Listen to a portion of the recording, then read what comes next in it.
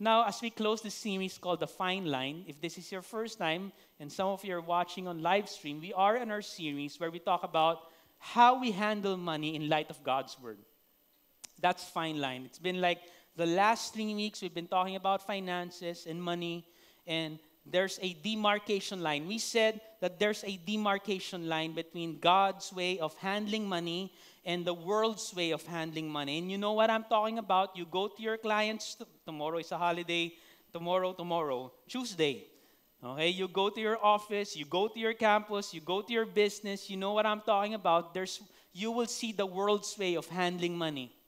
There's a clear demarcation line between God's way, how God wants us to view money and how God wants us to use money. But also there's a line where you would see the difference.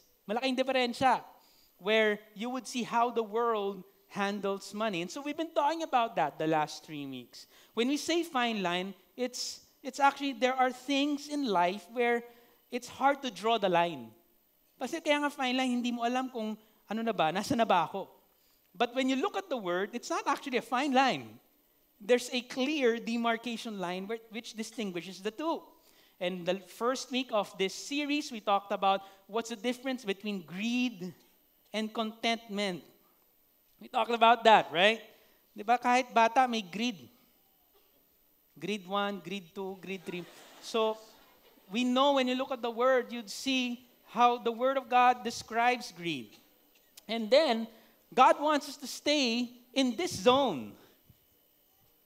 God wants us to stay in this zone, not in greed, being greedy, but being content. And we define contentment as satisfied and secure. Sino dito satisfied and secure? Tingnan mo yung katabi mo, mukha bang secure yan? Secure ka ba pagkatabi mo siya?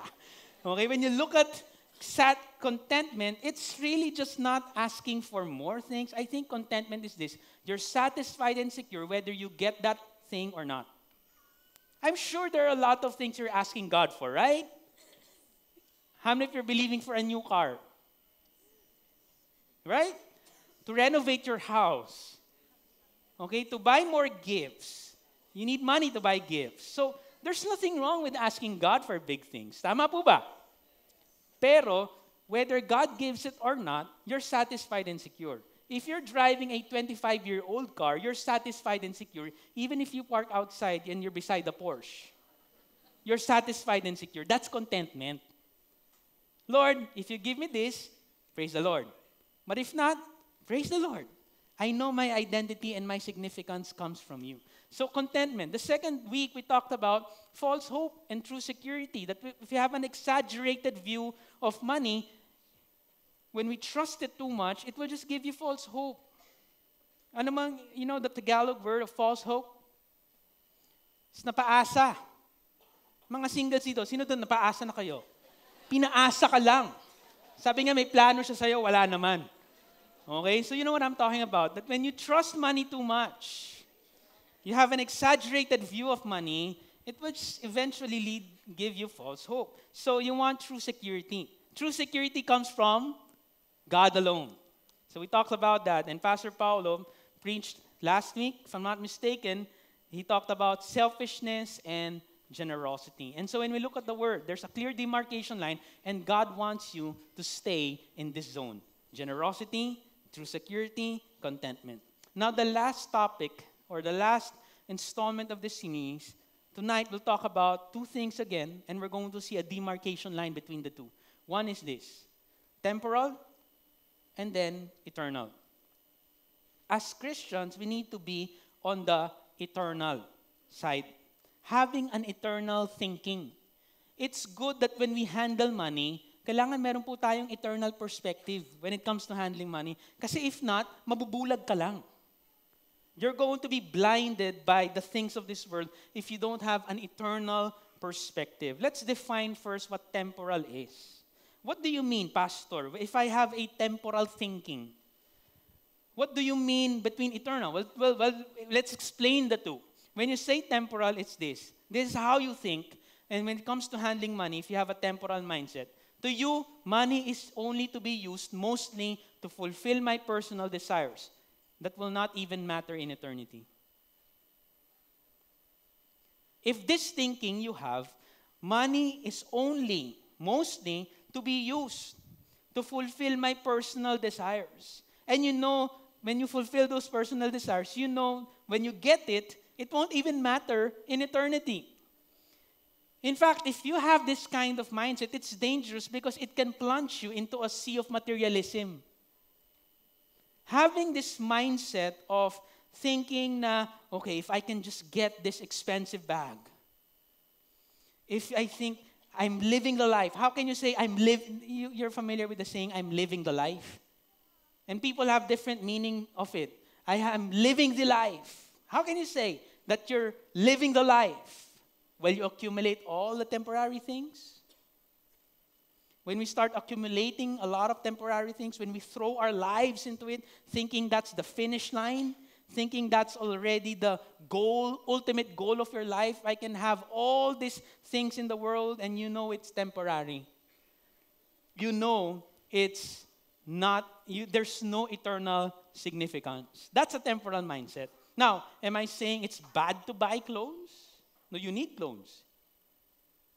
Not saying that, but if that becomes the ultimate goal, if accumulating more material things that will rot in the future, then you better think again. Because that's not the ultimate goal. That's not your finish line. That's not your ultimate purpose. But I'm sure the things you have now are a blessing of God, from God. How will you know? Let's stretch it even further. How will you know if you have a temporal mindset? Well, it's this. Well, you start to get now joy. You start to get true happiness from the temporary things you acquire. When people think I'm living the life, if I can say I'm living the life because I have everything already. Well, define to me everything. Well, Pastor, very big house, 10 cars. Ilang ka? Isa lang, 10 cars. Okay? Many shoes. Now, it's all material things. You get what I'm saying? When we start thinking, I'm living the life because I have all these things, and I get true happiness from these things, well, you know, it will not even matter in eternity. When you go to heaven, I think, will you be able to bring the Apple Watch there? Will you be able to bring the expensive stuff there? I don't think so. It will not even matter in eternity. Temporal mindset. So we have to be careful with that. Now, there's difference between needs, greed, and just the wants. But here, we can have a demarcation line. If you have a temporal thinking, it's this. Very clear. If you throw your life into it, when you throw your life into it and thinking that my ultimate goal, my chief end is to accumulate more temporary things. We may have a temporal thinking. There's a video I want us to watch where this cyclist was already in first place. It's a competition in Europe. Now, what happened to this woman, actually it was a woman who was, he was actually biking, she was biking, and then she was in first place already. Ang nangyari po, mga kapatid, she thought that was the finish line already. So, she thought there was a particular line on the track, and she thought that was the finish line, and she started raising her hands. And what happened when she thought the finish line and she raised her hands, someone overtook her. In the end, she didn't win first place. She became a second place winner. In short, she kind of shortchanged herself. Diba? And that's the reality when you talk about life. I got reminded of this video because that's the reality. When we start thinking, this is the finish line, this is my chief end, this is my ultimate goal, just to accumulate all the things I can buy here and store up for me, treasures here on earth. I thought that was the finish line already. But in the end, you lose. You lose everything because it's not eternal. This is what I said. If we think that life is just all about fulfilling our own desires and pleasures, we will end up frustrated and even shortchanged. I was just reading an article. Are you familiar with Minecraft? The inventor of Minecraft actually sold Minecraft, that idea, and his company to Microsoft. Microsoft bought it, and immediately this person who invented it got super rich, became rich at an instant. And so what happened was that then I saw an article in CNN. I thought he thought he was living the life. Living the life. Bought a house in Beverly Hills, bought different things, expensive things, hung out with different people, popular people. But in the end, you would see a headline in CNN, CNN money. It says there, depressed and not happy about it. The inventor of Minecraft who earned millions said depressed and not happy about it. How did CNN find out? Well, because of his tweets. There were a lot of tweets that implied that he was actually depressed. He thought it was the end goal, the chief end. Winning, living the life, accumulating all the things. But in the end, it's not. That's why it says here, you'll just end up frustrated and shortchanged. If life is just all about accumulating things, it's not just about accumulating things. There's a greater purpose I want us to understand. And the Bible tells us that we need to understand.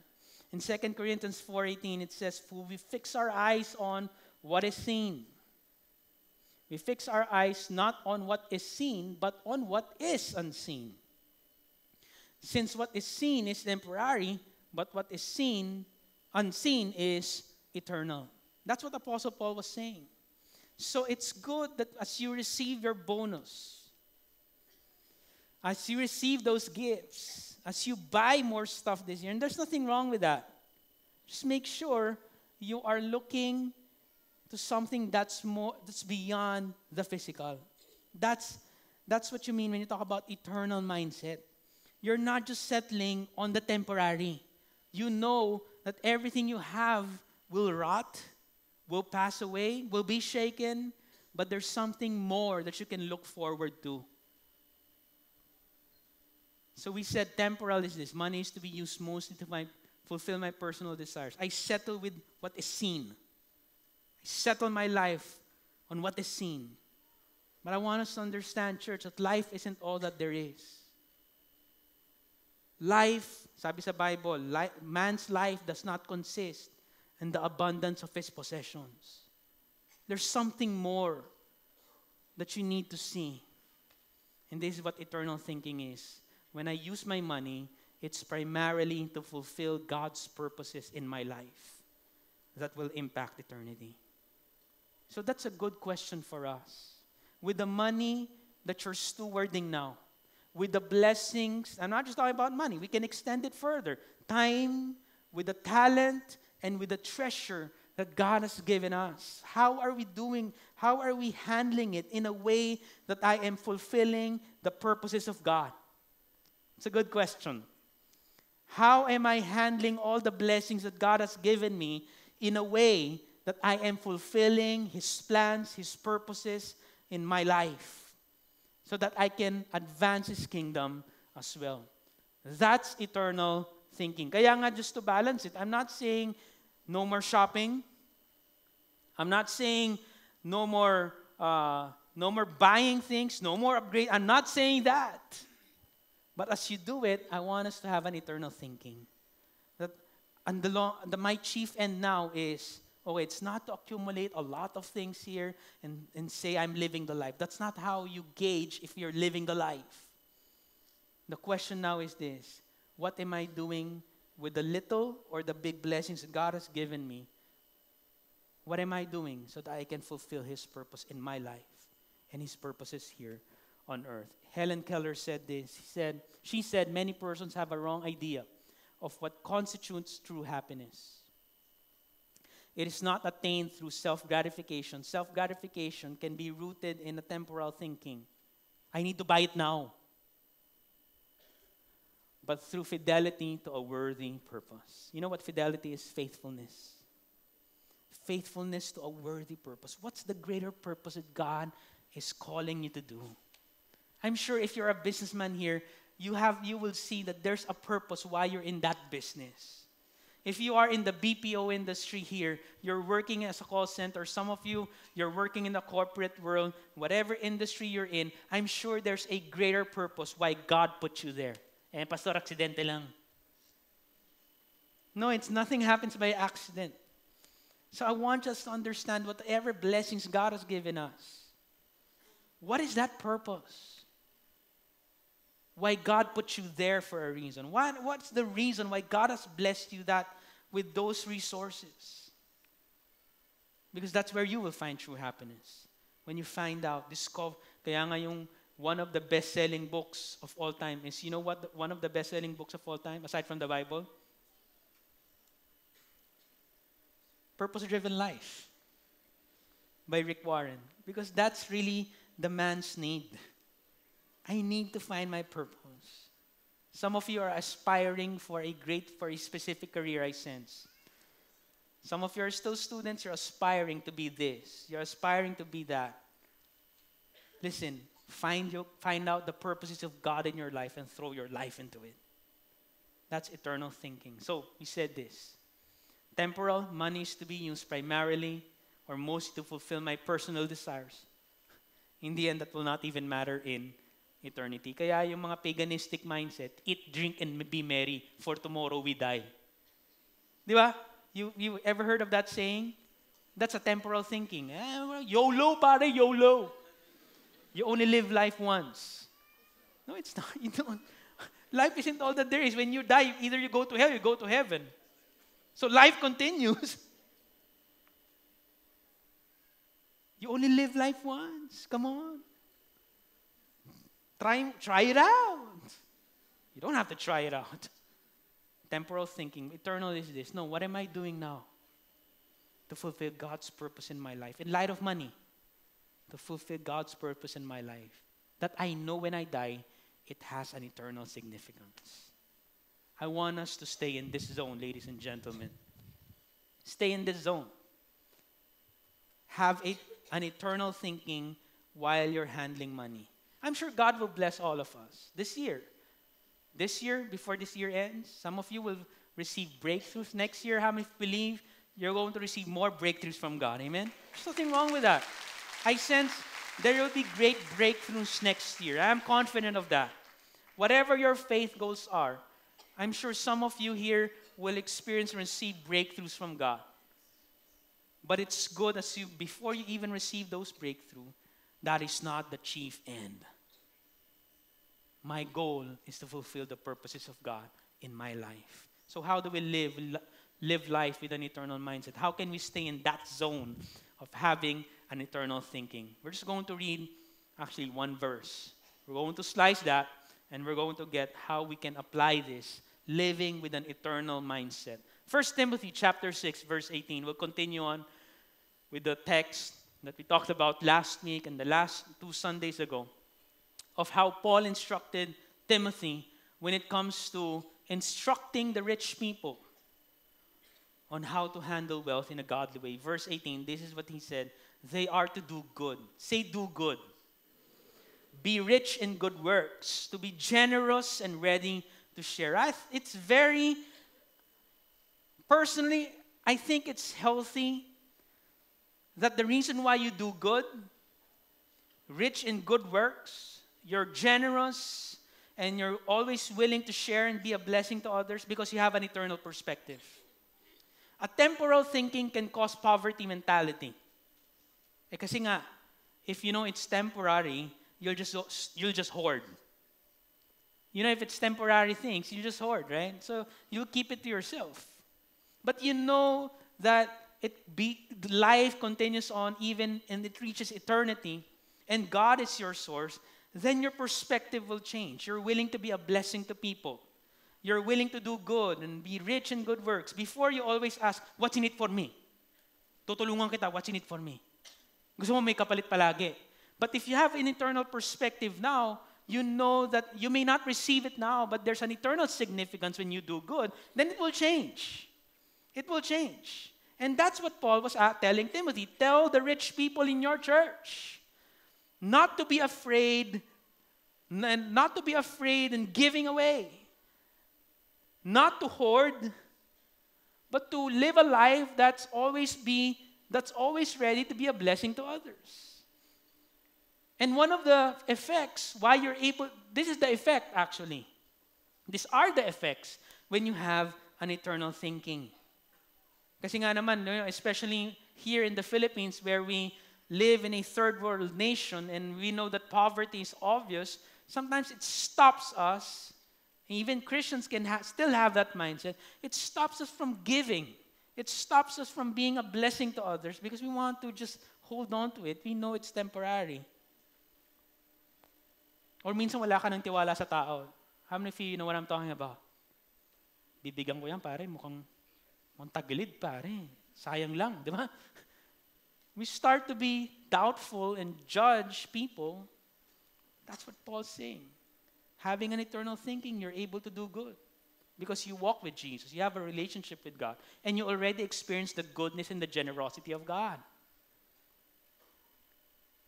What happens when we start doing this? We already have a relationship with God. We're walking with Him. But as we continue doing good, being rich in good works, being generous, and ready to share, this is now the eternal thinking. And I want us to understand this concept. You're storing up treasure as a good foundation for the future. What kind of treasure is this verse talking about? That when you do good, when you're rich in good works, when you're generous and you're willing to live a life that's always a blessing to people, what happens? You're storing up treasures, not here on earth, but actually you're storing up treasures in heaven. This is a good concept for us. We rarely preach about this. There is such a thing as treasures in heaven. There is such a thing as rewards in heaven. That that's why we call God as the perfect judge. You know why God is the perfect judge? Because He doesn't just judge sins, but He also rewards every righteous act. God is a rewarder. I want us to understand that, church, that a character of God that we can appreciate and we can be thankful for is He will not just condemn and punish sins in the future, but He will also reward every good work that was done here on earth. Now, I'm not talking about a passport to heaven that cannot be earned, that cannot be paid. It's Jesus who did that. But every righteous act, every good work, He will reward that. This is a parallel verse to this. It's Matthew 6:19. Sabi ni Jesus, do not lay up for yourselves treasures on earth. Life is not about accumulating more temporary things because moth and rust will destroy it. Where thieves break in and steal, we know that here in Manila. Di ba? Sino dito nakawa na? Nakuhaan ka na yung cellphone sa bag. Hindi mo na... Snatcher. We know that. And this is true. Di ba? It can be stolen from you. Kahit sabi mo may Find My iPhone ka pa. Lagyan mo pa ng password yan, marireset yan sa Green Hills. Di ba? You know what I'm talking about. All the things that we have, it's temporary. It will come and go. It's shakeable. It can be stolen. It can rust. It can rot. If you have houses here, you hire pest controls, right? Pest control. Sino dito naanay na yung bahay nyo? And you called, right? This is what the Bible is saying. But this is what He said. But lay up for yourselves treasures in heaven, where neither moth nor rust destroys, and where thieves do not break in and steal. What actually Jesus is saying here is this. You do good. You're rich in good works. You're generous, willing to help people, extend compassion, grace, and love to people. You know what you're doing? You're actually investing not in this earth. You're investing in my kingdom. You die, you go to heaven, there are rewards waiting for you. You do that. That's what Jesus is saying here. God is a God who rewards. Sometimes kasi we have a mindset of God as sadistic God. Alam mo yun? Holding a lightning bolt. Magkamali ka lang, sige, subukan mo. Yari ka. We have that different view of God where God is a sadistic God. God doesn't really count all your righteous acts. What He only sees are your sins, and He'll punish that. No, you know what? It's different. When you look at the character of Jesus, he's a God who rewards. Now, I'm going to pause here. I want to emphasize this. Some of you here, you and your wife and your family, siguro meron kang iniisip ngayon, and I'm sensing in my spirit now, some of you are saying, Pastor, buhos kami ng buhos. We gave, we sowed, we extended compassion to the people whom we love and to the people who are unlovable. Ako na lang. Alam mo yung mga gano'n sa teleserye, ako na lang. Ako na lang palagi. Buhos na lang ako ng buhos. Some of you have that hugot pa more, you know? You have that already. You're feeling, Lord, we gave, we sowed, parang it hasn't come back yet. Ever had that question? Ako lang. I gave. We did this. We helped the poor. A lot of things. Maybe you had that question already, but it hasn't come back. Akala ko ba, Lord, sowing and reaping? I haven't reaped it yet. I want to let you know this. You may not reap it here. You may not reap it here on this earth. You may not even reap it in your lifetime. But let me tell you, one thing is for sure. You will reap it in heaven. You will reap it in His kingdom. Because that's what eternal thinking is. You're living a life. I'm doing good. I'm extending love to others. I'm being generous, willing to share. Because I am not just investing here on the temporary. I'm investing on His kingdom. How many of you appreciate that God is a God who rewards? Some of you need to hear that. Eternal thinking. Kaya, once you understand this concept, then you're no longer hesitant. You no longer hesitate, tutulungan ko ba yan? Pagod lang yan. Di ba? Minsan, we have that thinking, no, you just give it away because the Lord will bless you back. God is a generous God. God will reward you even beyond your comprehension or imagination. Now, to balance it off, I'm sure some of you will reap it here. But there'll be many more in eternity.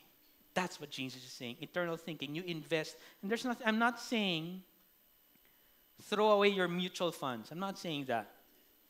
That's wise handling of money.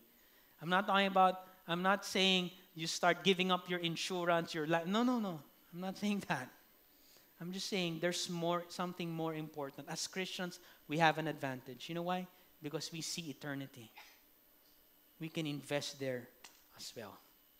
Let's continue on in verse 1 Timothy 6:19. So you store up treasures in heaven, eternal thinking, but also that they may take hold of that which is truly life. You take hold on something. You hold on something when everything is shaking. Let me say that again. You learn to hold on to something when everything is shaking. The economy shakes, right? Some of you here, you work in a financial company. Some of you, you're in stock markets. You know, some of you are in money market. You know what I'm talking about. Everything will shake. It's volatile. It's fluctuating. Currency will fluctuate. Inflation rate will fluctuate. It's just going to get higher and higher. Prices, so we know everything here. Even the material things we have, your cars will deteriorate. No matter how expensive it is, it will deteriorate. That's the reality. Your clothes will deteriorate. Now, some of you still wear clothes even though it's worn down already. Antique na, alam niyo yun? Some of you collect clothes like, I know people who collect yung antique na sa cabinet, talagang suot-suot pa rin. Pambahay na nung 5 years old siya. 40 years old na siya, suot pa rin niya eh. You know what I'm talking about, right? You want to keep on those old clothes. But the reality is, everything will shake. Everything will fluctuate. You can't hold on to that. It's hard to hold on to something that's unstable. That's why an eternal thinking is this. I know that everything in this world, even love life fluctuates. Who, God? I know everything in this world is temporary. Your career is temporary. It's a blessing from God. but it's temporary. So you want to hold on to something that's really stable. That's what Apostle Paul was telling Timothy. As Christians, as rich people, and they're Christians, let them know, Timothy, they hold on to God who is stable. I hold on to God who is stable, who's consistent, who's the same yesterday, today, and forever. I'm sure some of you here, and I know some of you, there were years, as a businessman, there were years it was actually not so good. Right? Some of you have been in the corporate world, you've been shifting jobs, so you know what I'm talking about. It's a come and go thing. But an encouragement for all of us, we hold on to God. When everything is removed, when everything is taken away, I'm learning to hold on to Jesus. That's why an eternal thinking is this, learning to take hold of what is truly life. Yes, temporary things can give you temporary happiness. But you know, when you hold on to Jesus, how many of you believe it can give you eternal joy? Amen? You may have little now, but how many of you have a reason to rejoice because I have a relationship with Jesus? And that's, come on, we can give God praise for that. That's an encouragement for us. I have everything because I have Jesus. Now, if God gives me more material things, praise the Lord. If not, okay lang. I am secure. I know my identity comes from the Lord. Take hold of what is truly life. 2 Sundays ago, when I preached in the 6 p.m. service, I was able to talk to a gentleman who kind of was blessed by the message, but he told me the story. His story was that he actually invested his money, a lot of money, in a business that unfortunately the business went down, went bankrupt. And so sad to say, he lost a lot of money in his investment. So he was just telling me the story of, yeah, you're right, where everything is temporary. And so we met 2 days ago. I saw him here, met him here first after the 6 p.m. And then few days ago, just this week, we had coffee. And so he was telling me the story of how he invested his money here in this company, how he invested his money, he invested another money here, and then sad to say, he lost everything. He lost everything. And then, you know, I was kind of amazed by this man because the humility and the attitude of this man is just amazing. You know what he said when he told me that he lost everything?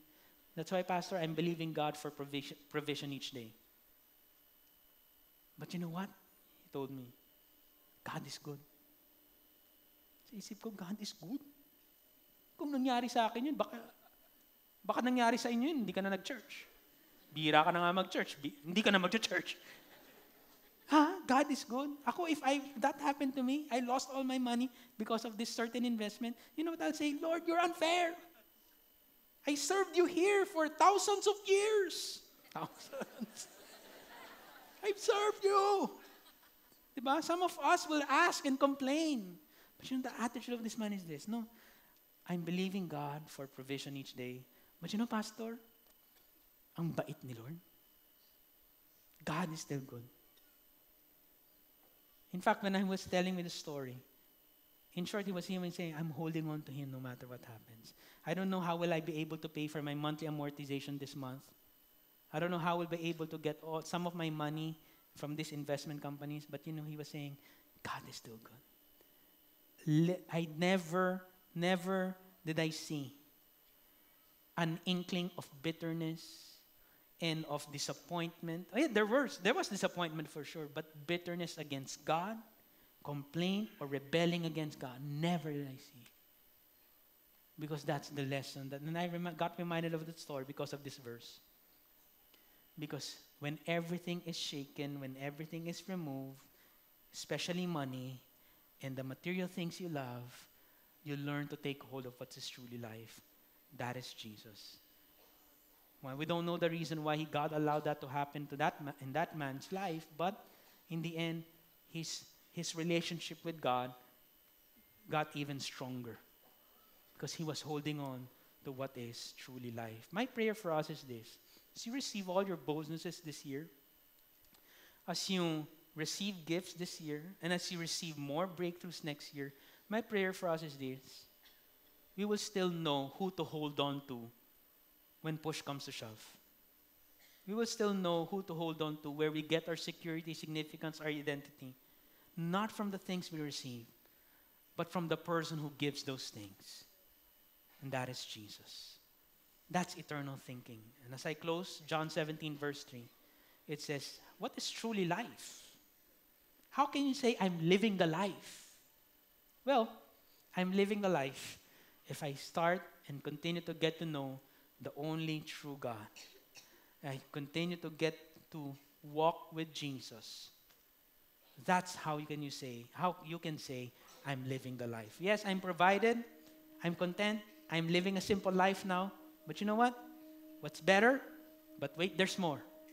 You know why I'm living a simple life, but I'm living joyfully? You know why? It's because I have God and I have a relationship with Jesus. Let that be an encouragement for us, church, tonight. Whatever little, whether it's little, whether it's big you have, you're holding on to someone because that someone gives you true happiness, helps you live your life to the full because you have a relationship with Jesus. Amen? Can we just all stand right now? Listen, we have a reason to celebrate this Christmas season, not because of the gifts, but because of the giver, because of Jesus. Amen? That's why we have every reason to worship God. Come on, give Him praise tonight. In fact, let's lift our hands to God. Lord, may we find security in You. May we find true security in You. May we find true happiness. May we find our significance. May we find our joy. May we find our purpose in You. Not on accumulating things, not on the material things or temporary things of this world, but only from You.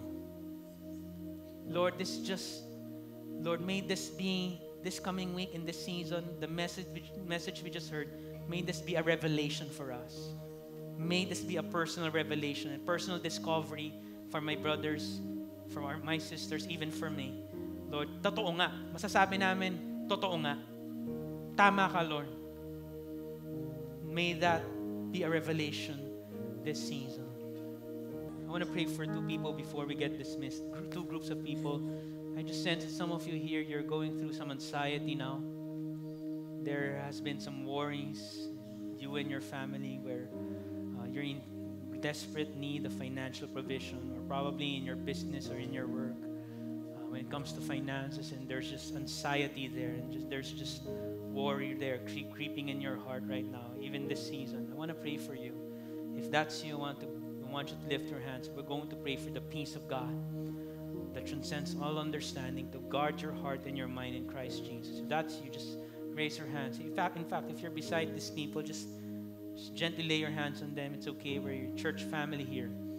Lord, we pray for these people. We pray for just the peace, for the comfort, for the assurance, Lord, that everything will be okay. Lord, whatever their needs are, whatever their worries are, Lord, I pray that You will let them know even tonight that You're taking care of them, Lord. Let them know tonight You are Jehovah Jireh, the God who provides. Let them know tonight, Lord God, You are God who rewards. You're a generous God that we worship. And so, Lord, I pray that You would just let financial provision and breakthrough take place in their lives right now. And replace doubt with faith, God. Replace fear with courage even right now, Lord. I'm praying for my brothers and sisters even right now. They're going to have a peaceful, encouraging Christmas this year, Lord God. We're believing for You're never too late, You're never too early. There will be provision that will come at the right time for them, Lord God. In Jesus' name. Even coming this week, bless all of us as we leave, and may we be a blessing to people this coming week. May we live out the purpose that You have in our lives, Lord. We glorify You, we honor You today. In Jesus' name we pray. Amen.